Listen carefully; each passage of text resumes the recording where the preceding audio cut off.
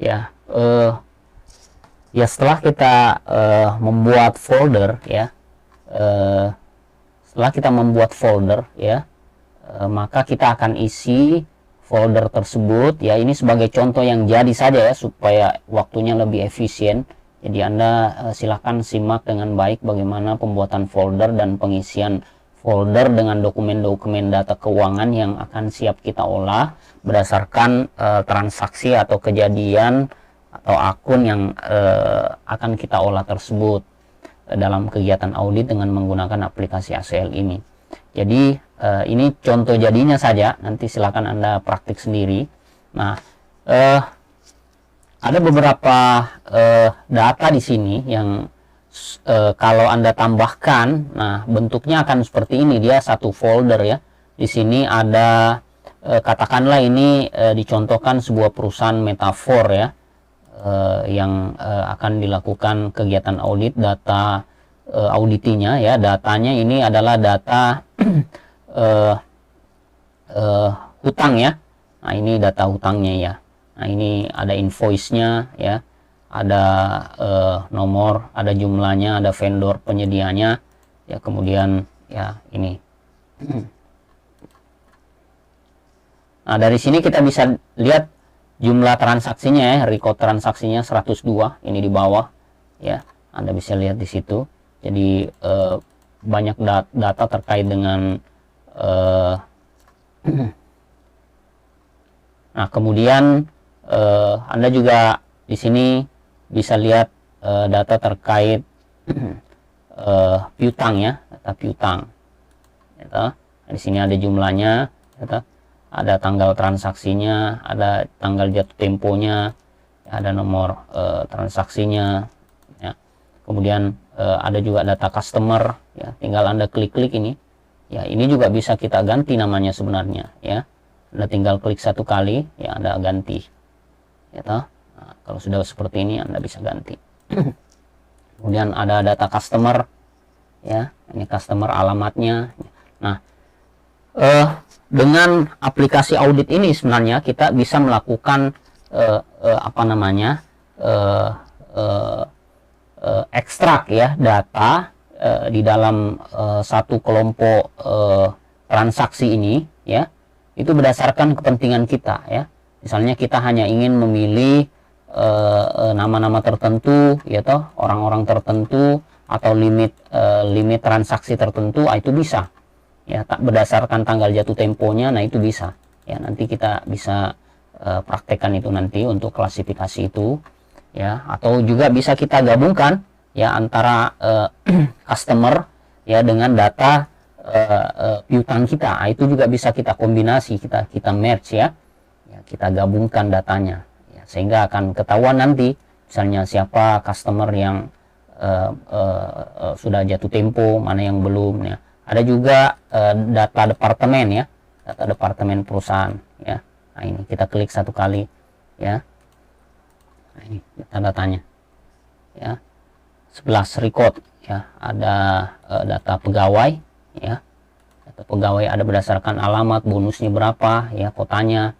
Nah ini juga kita bisa ekstrak ya, data-data pegawai ya, berdasarkan mungkin nanti payrollnya ya, pembayaran gajinya ya kan ya. Kemudian di sini ada juga data tentang inventory ya, persediaan ya, di lokasi 6, di lokasi 3 ya. Ini kan hanya 152 transaksi ya terkait dengan persediaan. Nah kita bisa nanti tarik datanya, misalnya hanya untuk lokasi 3 atau gudang 3 atau gudang 6 saja, atau gudang 4, atau kita campur antara gudang 4 dengan gudang 3, itu bisa juga nanti. Nah, kemudian transaksinya, atau Anda klik-klik saja di sini, invoice-nya, tanggal transitnya, invoice-nya, produk apa, ya, quantity-nya berapa, jumlahnya berapa, gitu. Transaksi secara keseluruhan, ya. Ya. Nah, yang ingin kita lakukan dalam tahap ini adalah dalam aplikasi ACL ini kita harus memastikan bahwa sebelum data tersebut kita olah ya, masing-masing data keuangan dalam satu folder ini ya, dalam bentuk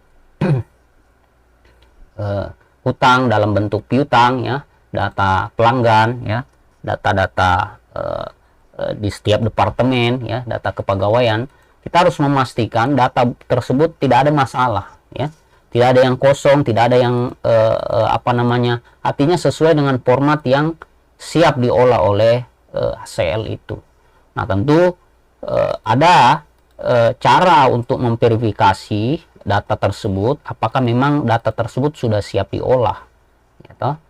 Nah, nanti akan ketahuan data tersebut yang tidak siap diolah itu berarti paling tidak teridentifikasi sejak awal bahwa dia ada masalah. Kalau datanya 1, 2, 3 sampai 10 ratusan mungkin masih bisa, tapi kalau sudah ratusan ribu, nah itu kan menjadi kesulitan tersendiri. Jadi data tersebut harus terverifikasi ya. Kita verifikasi dengan menggunakan aplikasi ACL ini, bisa kita lakukan. Nah, berarti kita harus lakukan satu-satu ya. Kita harus lakukan satu-satu. Caranya adalah kita klik data yang akan kita verifikasi sampai muncul hijau bundar seperti ini ya.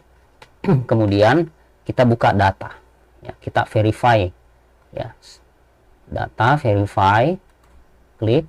Nah, ini akan muncul verify ya, layar verify. Kita klik file verify fields ya, kemudian kita add all, kemudian kita oke, kemudian kita oke.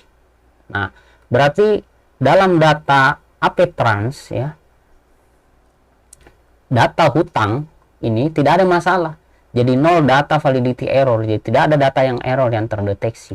Jadi kita siap mengolah data ini untuk kepentingan audit. Nah, bagaimana dengan account receivable, data piutang? Kita klik dulu, pastikan. Kemudian kita pilih data, kemudian kita verify. Kita ketik verify fields, kemudian kita add all. Add all itu maksudnya keseluruhan fields dalam data tersebut itu kita ingin verifikasi. Jadi bisa juga sebenarnya kita lakukan satu-satu ya, tapi itu kan tidak efektif ya. Kecuali misalnya memang untuk kepentingan tertentu kita hanya ingin memverifikasi data itu ya, itu lebih cocok juga ya kan. Tapi karena kita ingin secara keseluruhan, berarti kita pilih add all ya kan. Kita bisa juga hilangkan. Kalau kita pilih satu-satu kan begini, diklik baru diklik tanda panah ini. Nah, amount ya, kita clear ya. Nah, kita pilih add all, kemudian kita pilih OK, kita pilih OK. Nah, untuk akun receivable piutang ini tidak ada error ya. Begitu ya, dan seterusnya. Semua transaksi, semua kelompok akun atau data keuangan yang ingin kita olah dengan menggunakan ACL harus kita pastikan bahwa data tersebut ya zero data validity error detected. Jadi harus tidak ada data yang error